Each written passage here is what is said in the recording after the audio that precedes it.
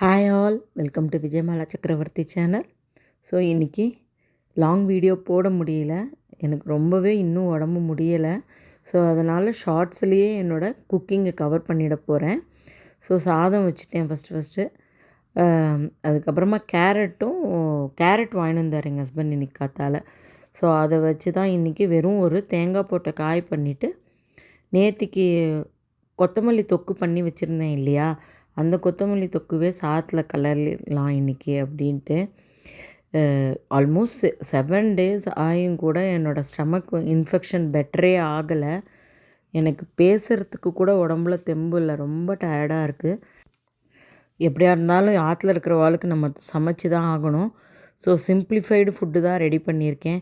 அப்பா ஹெல்த்துமே நன்னா இல்லை, இப்போ ஒரு 2-3 days இஸ் நாட் வெல்.